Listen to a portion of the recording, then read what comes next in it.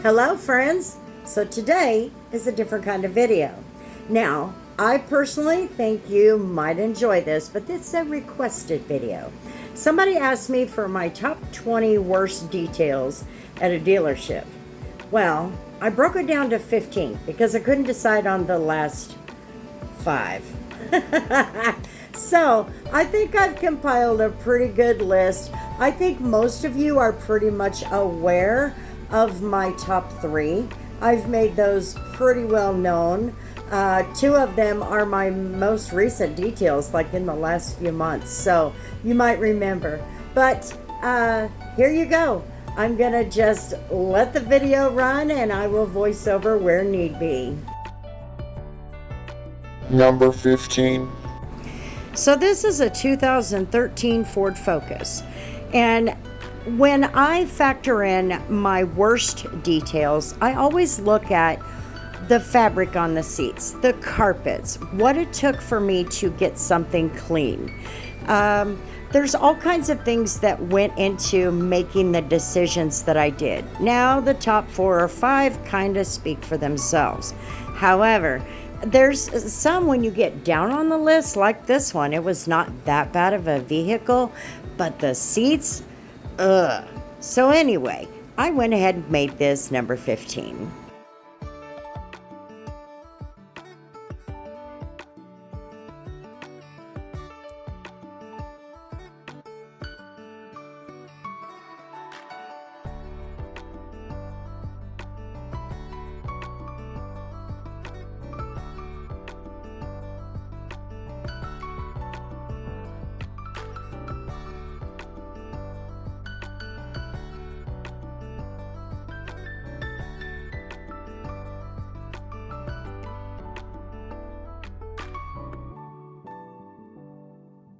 Number 14. So number 14 is a 2014 Ford Focus. These Focuses seem to have a bad habit of being owned by people who simply don't want to take care of them. And again, the vehicle was not in that bad of condition, but the seats were a horrible headache. And again, Ford has a really bad habit of putting the worst fabric in their lower end vehicles. So I chose this to be my number 14.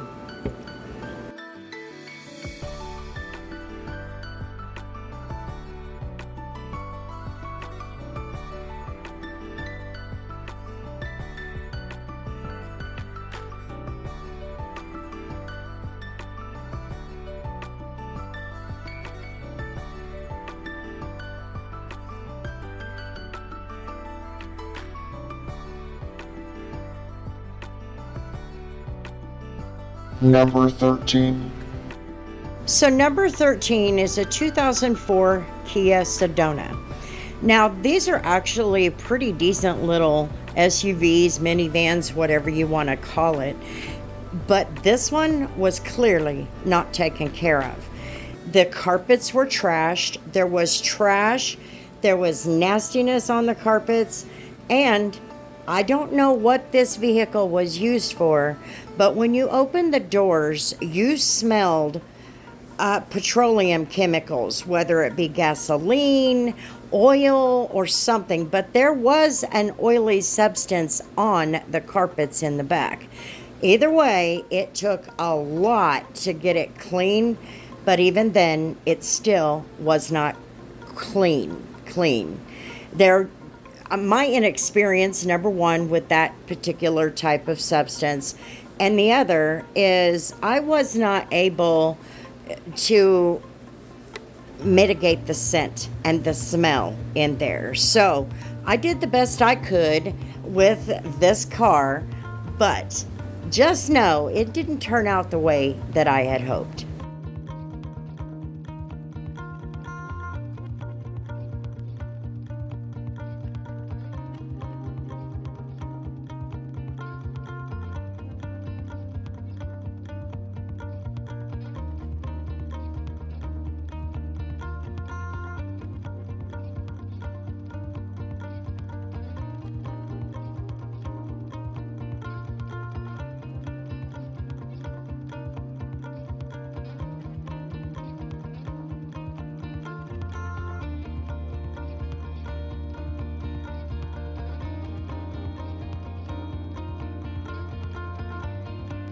Number 12. So number 12 is a 2006 Mazda 6. And as you can see, yeah, it was a mess. But it actually cleaned up fairly well. The seller wanted just a basic cleanup, which is what I did. But it was still a little bit of a shock to the system. You got to remember, I was still very new to detailing.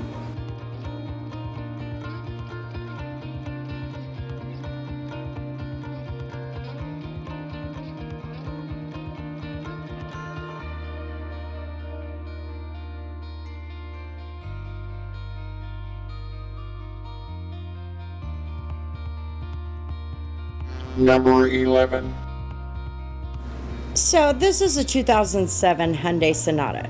As you can see, it is extremely filthy. The carpets were not supposed to be this grungy brown. They were supposed to be beige. The seats had like grease on them. The filth on every plastic, it was just nasty. So the shocks continued to come for me in 2022. That was my first year. And this one was no different. It was hard, especially with my inexperience. And you can just imagine how most of these did not come clean.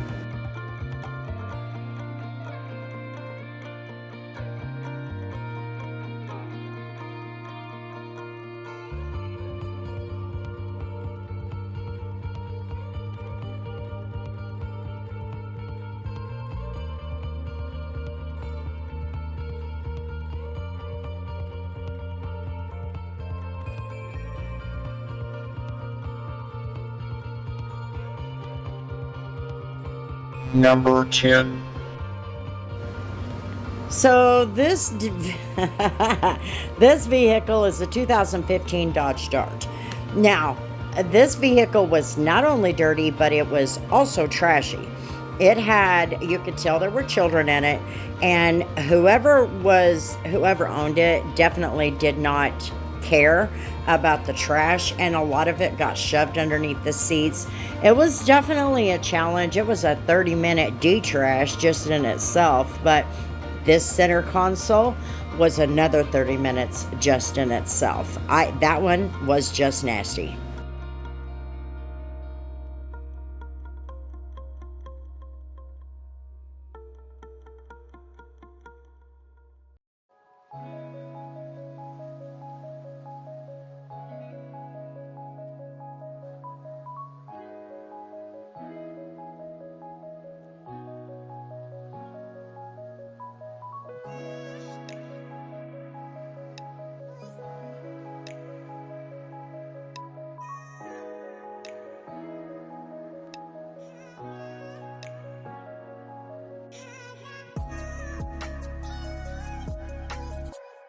Number 9. Woo, I could sit here and tell you about this detail all day long. This is a 2007 Saturn Aura. This was my very first nasty detail. And up until sometime in 2023, it was the worst detail I had had. But others have taken the lead. But this one, oh my, I'm just going to let it speak for itself.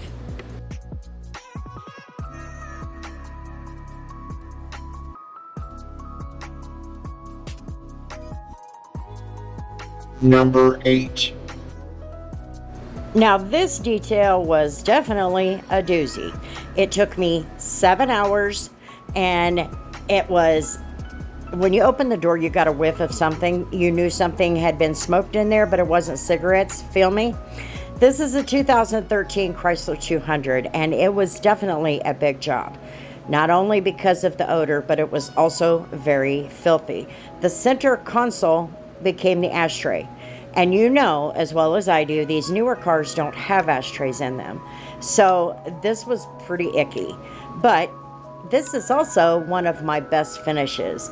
The end result was actually very, very good. I was very proud of myself in this detail. At the end, not the beginning, at the end.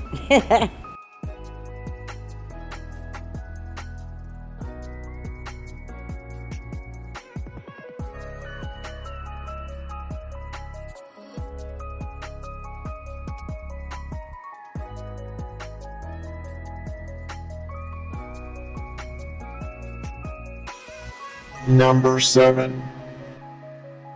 Number 7 actually took me by surprise. This is a 2015 Jeep Commander. I knew I was going in looking at a lot of pet hair, but I didn't realize it was going to be on the magnitude that it was. I actually got a message from somebody on the Nextdoor app wanting my help with getting this under control. She is an elderly customer who was not physically able to clean the car on her own, and she did warn me that she had 4 Pomeranians, but I did not expect what I saw. However, I did make the best of it, knowing that the animals would be back in the vehicle. They go everywhere with her. And, we worked out a deal where I at least got it cleaned up. I also didn't have the proper tools for this job, and this particular detail actually pushed me to make sure that I am saving so that I can get the proper tools.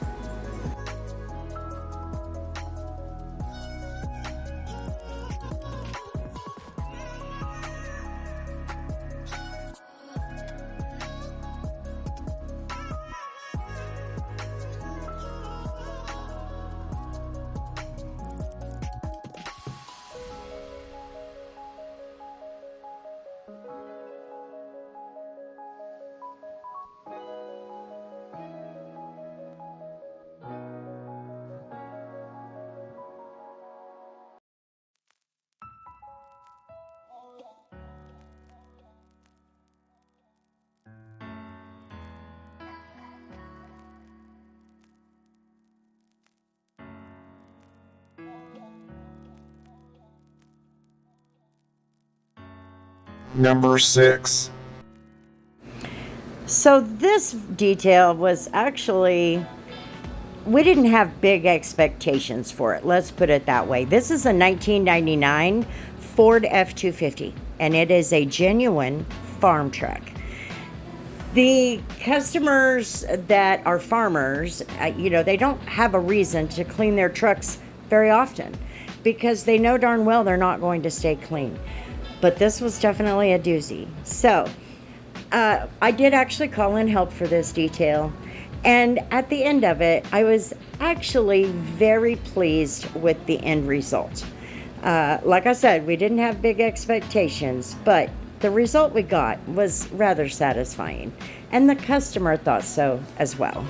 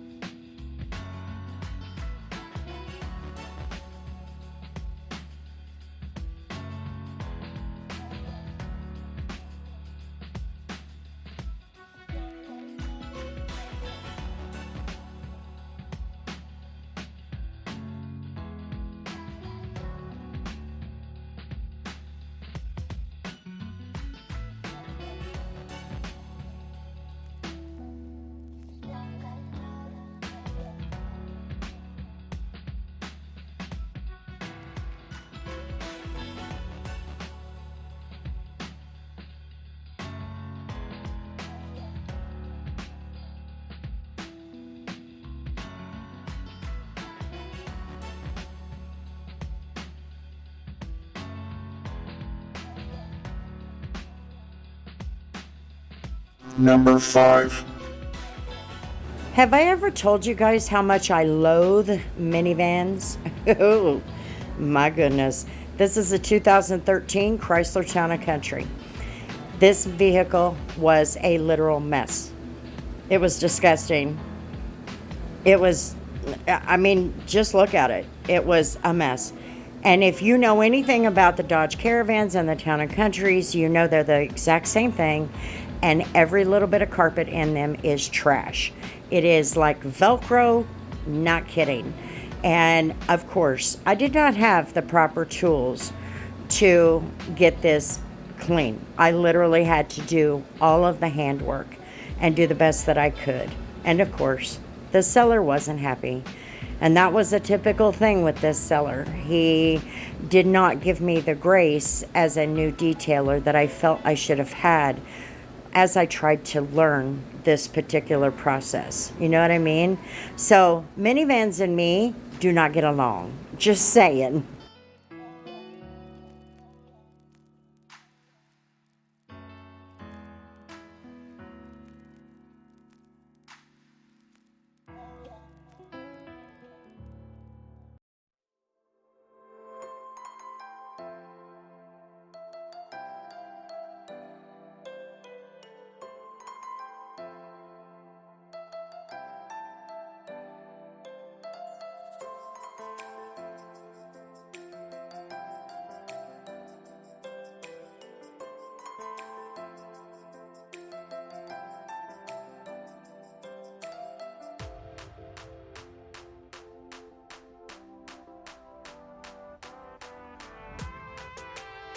Number 4. Well, I'm just going to have to do the minivans back to back. This is a 2014 Dodge Grand Caravan. It is absolutely no different than the Town and Country, except one's a Chrysler and one's a Dodge. This minivan, you might have seen the reboot on it not long ago. And this is the minivan that I almost quit detailing with. I mean, I came very, very close. And let me tell you how close. When I went to bed, I was going to call the next morning and tell my mom I quit. The next morning I woke up, I was in a better frame of mind. I went to work and finished it. But this detail, even though it was really, really bad and emotional, it also was the detail that forced me to shift in who I was watching on YouTube and learning from. So this was a good and bad detail in many ways.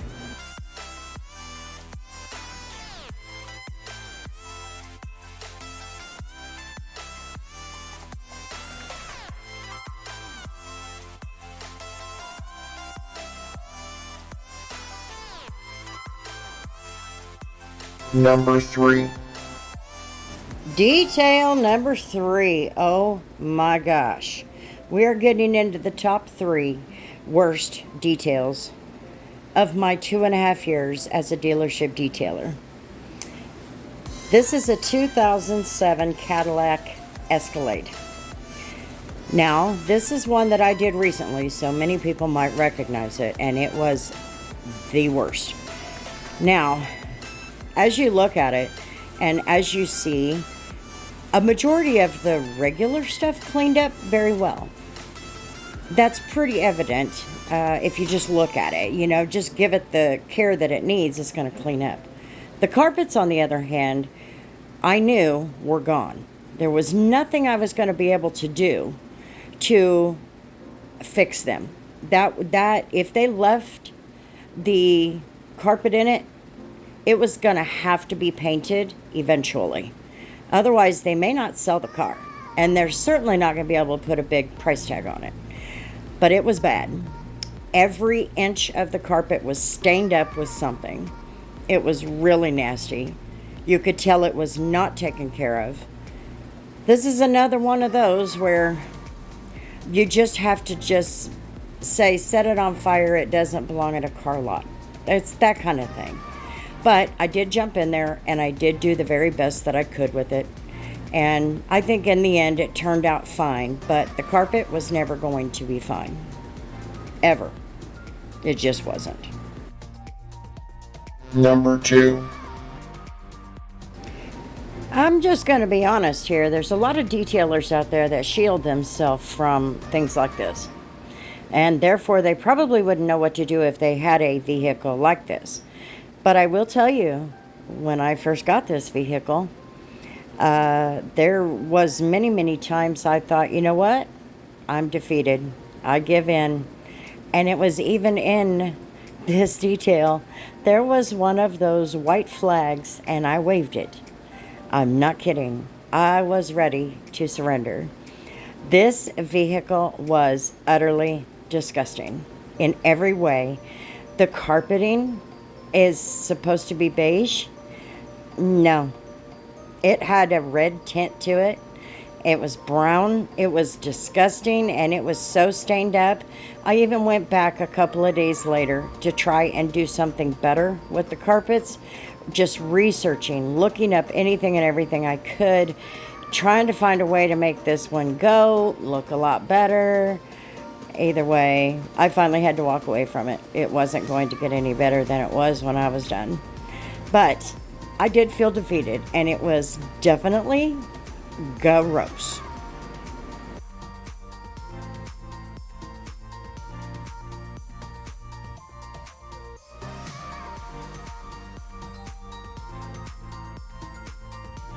Number 1.